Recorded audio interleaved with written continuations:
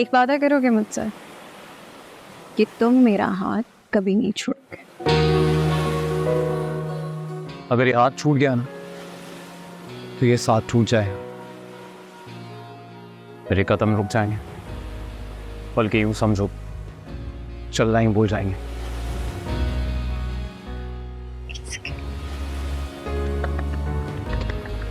क्या खूब कहा है।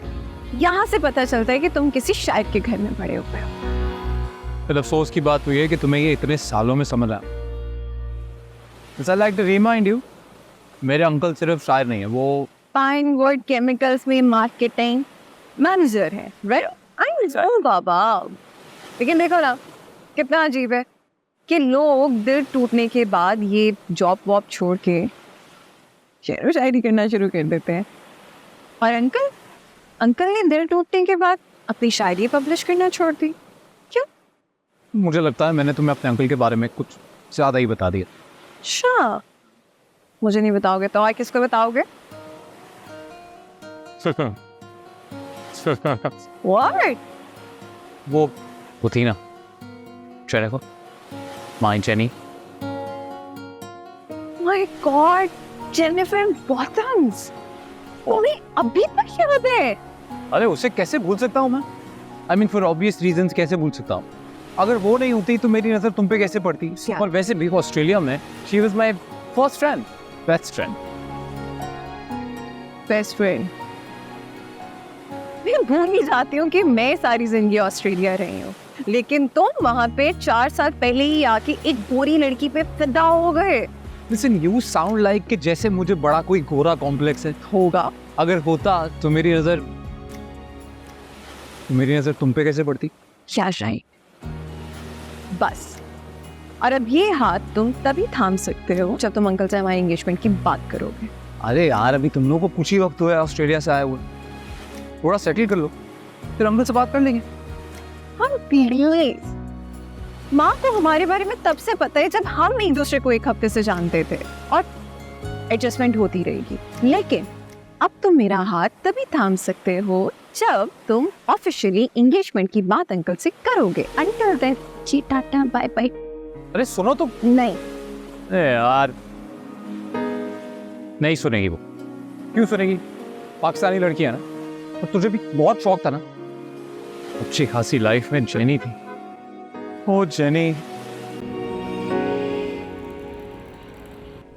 तो तुम मुझे ये खुशखबरी सुना रही हो कि वो अपने अंकल से मिलवाने के लिए राजी हो गए?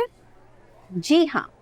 कितनी अच्छी खबर है, वरना जब से हम पाकिस्तान आए मेरे तो कान तरस गए थे कि अच्छी बात सुनने को। माँ, कब तक मुझे गिल्टी फील करवाती रहेंगी आप? अच्छी भली सेट लाइफ, मजे में थे ऑस्ट्रेलिया में, तुम्हें शौक था यहाँ आने का। माँ, हम जितने मर्जी ऑस्ट्रेलियन बन जाए, खून तो इसी मिट्टी का है ना हमें।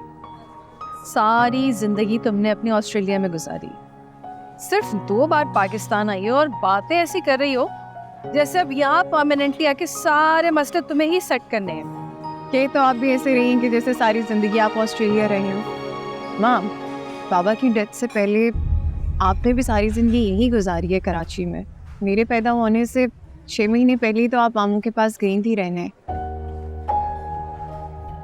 माँ, क्या हुआ?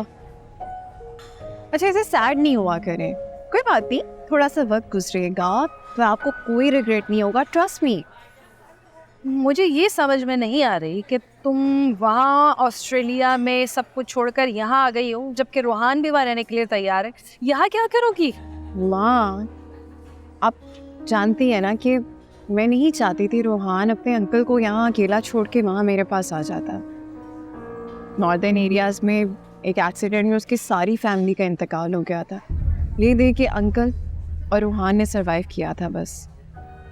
अब तो अंकल रिटायर भी होने वाले हैं और रूहान के अलावा दुनिया में उनका कोई नहीं है। तो रूहान के अंकल की वजह से तुम यहाँ आई हो और मुझे भी अपने साथ यहाँ घसीट के ले आई हो? हाँ नहीं माँ, आप तो जानती हैं ना कि मुझे उर्दू लिटरेचर पढ़ने का कितना शौक था, और मेरी सबसे फेवरेट पोइट्स परवीन शाकिर और जॉन एलिया साहब। रिसर्च तो ज़रूरी थी माँ, ऑस्ट्रेलिया में रह के नहीं हो सकती थी। ये बातें छोड़ो, मुझे तुम पहले भी बता चुकी हो। ये बताओ कि रोहान के अंकल देखने में कैसे लगते हैं? हैंडसम? मामा हैंडसम तो होंगे। अगर रोहान हैंडसम है तो फिर अंकल भी हैंडसम होंगे। अब तो रिटायर होने वाले हैं। आपको पता है, कहने को वो शायर भी हैं, लेकिन रोहान ने कह कह के मुझे हिफ्स करवा दिए कि वो पाइनवुड केमिकल्स में मैनेजर है। पाइनवुड? आपने सुना कभी ये नाम पहले? पाइनवुड। वाह, क्या हुआ यू गर्ल? पानी। Okay. Excuse me? बोल कहानी अपनी जुबानी, हर चेहरा है